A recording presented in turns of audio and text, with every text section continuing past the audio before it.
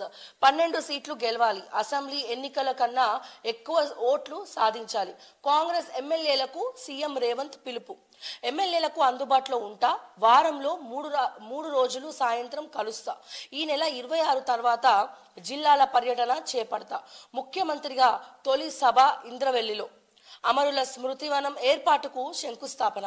సంక్రాంతి తర్వాత ఇందిరమ్మ కమిటీలు వేస్తాం, ప్రభుత్వంతో పనులు చేయిస్తామంటూ ప్రజల వద్ద ఎవరైనా డబ్బులు తీసుకుంటే చర్యలు తీసుకోక తప్పదు. ప్రభుత్వానికి చెడ్డ పేరు తెస్తే ఉపేక్షించం రేవంత్.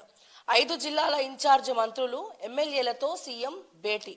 లోక్సభ ఎన్నికలపై సమీక్ష. 12 సీట్లు గెలవాలి ఖచ్చితంగా అని చెప్పి రేవంత్ రెడ్డి గారు మరి నిన్న అందరితో కూడా మీటింగ్ పెట్టడం జరిగింది. సో ఎవరైతే 6 జిల్లాల మంత్రులు ఉన్నారో వాళ్ళని పిలిచి చెప్పడం జరిగింది. ఐ మీన్ ఎంపీ ఎలక్షన్స్ గురించి మీటింగ్లు ఏర్పాటు చేసుకోవడం జరిగింది. కానీ ఇక్కడ 6 పోర్ట్ఫోలియోలు ఇంకా ఖాళీగానే ఉన్నాయి.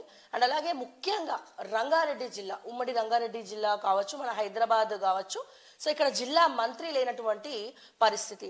సో ఆల్రెడీ నాకు తెలిసి రంగారెడ్డి జిల్లా నుంచి మల్రెడ్డి రంగారెడ్డి గారు గెలిచారు కాబట్టి మరి ఆయనకి మంత్రి పదవి కేటాయిస్తే బాగుంటుంది అని చెప్పి నేను అనుకుంటున్నా మల్రెడ్డి రంగారెడ్డి గారికి. ఎందుకంటే ఆయన చాలా సీనియర్ నేత.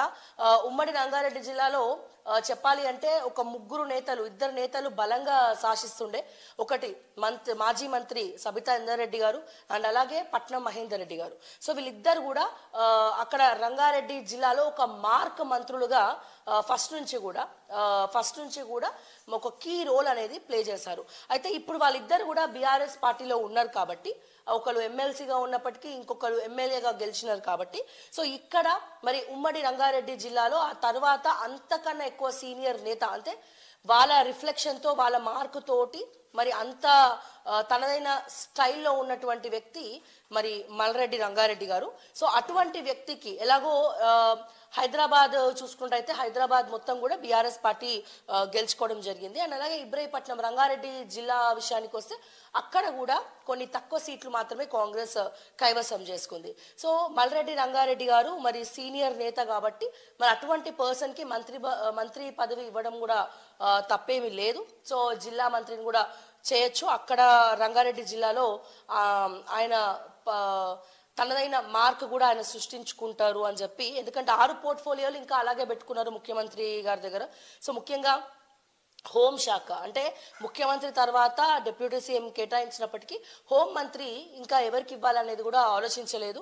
సో మరి మెయిన్ థింగ్ వచ్చేసి లా అండ్ ఆర్డర్, అండ్ ముఖ్యమంత్రి మరి హోంశాఖ అనేది ఇంకా కేటాయించలేదు. అలాగే విద్యాశాఖ కూడా మరి ముఖ్యమంత్రి గారి దగ్గర పెట్టుకున్నారు.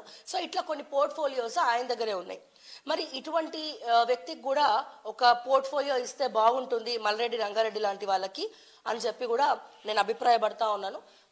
అంటే అక్కడ వేరే ఆప్షన్ లేదు కాబట్టి, ఎందుకంటే మల్రెడ్డి రంగారెడ్డి గారు తప్ప అక్కడ ఇంకా వేరే బలమైన నాయకులు కాంగ్రెస్లో ఎవరు లేరు.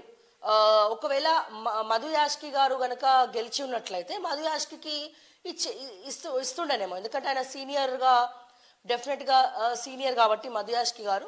సో ఆయనకి ఇస్తూ ఉండే. కానీ ఇప్పుడు అక్కడ మెయిన్గా మనం కీలక పాత్ర పోషించినటువంటి ఎమ్మెల్యే మల్రెడ్డి రంగారెడ్డి గారు కాబట్టి మరి ఆయనకి జిల్లా మంత్రి కేటాయిస్తే బాగుంటుందని చెప్పి చాలా మంది కూడా అక్కడ అభిప్రాయపడతా ఉన్నారు. ఎందుకంటే ఇబ్రహీపట్నంలో మనం చూసుకున్నట్టయితే బండరావిరాల చిన్నరావిరాల మైనింగ్ ఇష్యూస్ కావచ్చు, కాంగ్రెస్ ప్రభుత్వంలోనే మరి వాళ్ళకి భూములు తీసుకున్నారు, పైసలు అనేది ఇవ్వలేదు, పరిహారం అనేది చేయలేదు. అక్కడ మైనింగ్ క్రషర్స్ వల్ల విపరీతమైనటువంటి పొల్యూటెడ్ ఏరియా అయిపోయింది. సో సెంట్రల్ గవర్నమెంట్ రీసెంట్గా ఒక పర్మిషన్ కూడా ఇవ్వడం జరిగింది వాళ్ళకి. క్రషర్స్ ఏవైతే ఉన్నాయో వాటిని అక్కడ రద్దు చేస్తున్నాము, సో అక్కడ ఉండద్దు, ఎందుకంటే ఓఆర్ఆర్ అక్కడికి పొడిగిస్తున్నట్టు కూడా మనకి మొన్న ఉత్తర్వులు కేంద్ర ప్రభుత్వం జారీ చేసింది. ఇది ఒక రకంగా చెప్పాలంటే ఇది క్రషర్స్కి మంచి విషయమనే చెప్పుకోవాలి, సో అక్కడ ఉన్నటువంటి ప్రజలకి. మరి ఇటువంటి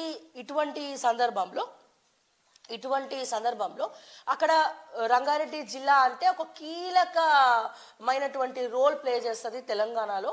అండ్ అక్కడ ఉన్నటువంటి భూములు కావచ్చు, రియల్ ఎస్టేట్ ఎక్కువ నడిచేది ఎక్కడ అంటే రంగారెడ్డి జిల్లా. సో అందుకని అక్కడ ఒక జిల్లా మంత్రి ఉంటే బాగుంటుంది అని చాలా మంది అభిప్రాయపడుతున్నప్పటికీ ఇప్పుడు సబితమ్మ కావచ్చు, పట్నం మహేందర్ రెడ్డి కావచ్చు, సో ఎప్పుడు వాళ్ళు ఎమ్మెల్యేగా గెలిచినప్పుడు ఆ ప్రభుత్వంలో ఉంటే వాళ్ళకి మంత్రి పదవులు వచ్చేవి. సో ఇప్పుడు వాళ్ళు లేరు కాబట్టి మరి వేరే ఆప్షన్ లేదు. మల్రెడ్డి రంగారెడ్డి గారు ఆల్రెడీ సీనియర్ నేత, అన్ని రకాలుగా అర్హులు కాబట్టి మరి ఆయనకి మంత్రి పదవి ఇస్తే బాగుంటుందని చెప్పి అక్కడ వాళ్ళందరూ కూడా మరి అనుకుంటా ఉన్నారు. వాళ్ళందరూ కూడా ఉంటే బాగుంటుంది అని చెప్పి ఇబ్రహీపట్నం ప్రజలంతా కూడా మాకు మా అఫీషియల్ నెంబర్స్కి, ఆఫీస్ నెంబర్స్కి మెసేజ్ చేస్తూ ఉన్నారు. సో ఈ సందర్భంగా మరి అక్కడ కూడా ఇది ఒకసారి ముఖ్యమంత్రి గారు ఈ విషయం కూడా ఆలోచించాలని చెప్పి నేను కోరుకుంటా ఉన్నాను. మీకు తెలుసు, ఒక మంత్రిని జిల్లా మంత్రిగా ఒక మంత్రి ఎందుకు ఉండాలి ఒక ఏరియా నుంచి అనేది, ఆ జిల్లాకి సంబంధించినటువంటి సమస్యలు ఏమైతే ఉన్నాయో ఆ ఎమ్మెల్యేలను కావచ్చు, అన్ని నియోజకవర్గాలను మేనేజ్ చేయడం అదంతా కూడా ఆ జిల్లా మంత్రి చేతిలో ఉంటుంది. సో జిల్లా మంత్రి కూడా పట్టించుకున్నటువంటి సందర్భంలో సో ముఖ్యమంత్రి దృష్టికి ఆ ఇష్యూస్ అన్ని కూడా వెళ్తూ ఉంటాయి. సో అందుకని కొంచెం దీని మీద ఆలోచిస్తే బాగుంటుందని చెప్పి నేను మరొకసారి చెప్తున్నా. అండ్ అలాగే సంక్రాంతి తర్వాత ఇందిరమ్మ కమిటీలు వేస్తాం, ప్రభుత్వంలో పనులు చేయిస్తామంటూ ప్రజల వద్ద ఎవరైనా డబ్బులు తీసుకుంటే చర్యలు తప్పవు.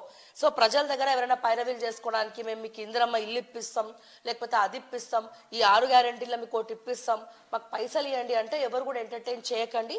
అటువంటివి ఏమైనా ఉన్నా సరే మా ఛానల్స్ దృష్టికి తప్పకుండా తీసుకురండి. ఎందుకంటే మొన్న మార్నింగ్ న్యూస్లో కూడా మంత్రి గారి పేషీలో, సో నేను ఆ న్యూస్లో ఆ టైంలో పేరు కూడా చెప్పాను, బట్ ఇప్పుడు చెప్పేది ఏంటంటే ఆ మినిస్టర్ పేషీలో అవుట్సోర్సింగ్ జాబులు 3 లక్షల రూపాయలకి సెకండ్ క్యాడర్ సెక్రటేరియట్ ఆఫీసర్లు అమ్ముకుంటున్నారు అని చెప్పి, సో దాన్ని మార్నింగ్ న్యూస్లో మేము వేయడం జరిగింది. అండ్ సీఎంఓ దృష్టికి కూడా మేము దాన్ని తీసుకెళ్ళడం జరిగింది. సో ఇటువంటివి ఉన్నప్పుడు కొంతమంది మంత్రులకి తెలియకుండానే సో ఇవన్నీ కూడా జరుగుతూ ఉంటాయి. సో అటువంటివి ఏమైనా ఉంటే దయచేసి ప్రభుత్వ దృష్టికి తీసుకురండి. మా ఛానల్స్ ద్వారా కూడా మీరు మీ ఇష్యూస్ని చెప్పుకోవచ్చు. మేము దాన్ని ప్రభుత్వ దృష్టికి కూడా మేము తీసుకెళ్లే పనిలో మేము ఉంటాం. అయితే ఇక్కడ ముఖ్యంగా ఇందిరమ్మ ఇల్లు చాలా మంది కూడా గృహ నిర్మాణం కోసము మరి 6 గ్యారెంటీలు అప్లై చేసుకున్నప్పటికీ కూడా ఒక క్లారిటీ అనేది లేదు. ఇప్పటికి కూడా అభయహస్తం ఏంటి అనేది ఎవరికి కూడా అర్థం కానటువంటి పరిస్థితి. ఎందుకంటే దాంట్లో ఇప్పుడు పెన్షన్ వేస్తామంటున్నారు, అదేస్తామంటున్నారు, ఇదేస్తామంటున్నారు, సంతోషం. కానీ ఏ ఒక్కరి కూడా అప్లికేషన్లో మీ అకౌంట్ నెంబర్ ఇవ్వండి, మీ బ్యాంక్ డీటెయిల్స్ ఇవ్వండి అని చెప్పి ఎక్కడ కూడా చెప్పలేదు. ఇప్పటికే మీకు తెలుసు, జనవరి 6 ముగిసేసరికి 1,25,00,000కు పైచినుకు అప్లికేషన్స్ మన తెలంగాణలో అభయహస్తం 6 గ్యారెంటీల విషయంలో కనిపిస్తూ ఉంది. అండ్ అలాగే దీనికి సంబంధించినటువంటి డౌట్స్ ఎన్నెన్నో ఉన్నాయి. సో 100 రోజులు టైం అడిగారు. సో 100 రోజులు అంటే కరెక్ట్గా 3 నెలలు టైం అడిగారు. 3 నెలలో 1 నెల కూడా అయిపోవచ్చింది, ఇంకా 2 నెలలు మాత్రమే ఉంది. అండ్ శివరాత్రి వరకు చూసి శివరాత్రి తర్వాత ఖచ్చితంగా మేము దాని గురించి కూడా ప్రశ్నిస్తాం. అండ్ అలాగే రైతు బంధు గురించి కూడా మేము అడుగుతా ఉన్నాం. సో కాంగ్రెస్ ప్రభుత్వాన్ని రైతు బంధు గురించి మేము అడుగుతా ఉన్నాం. ఎందుకంటే రైతు బంధు గురించి మాకు అనేక కాళ్ళు వస్తూ ఉన్నాయి.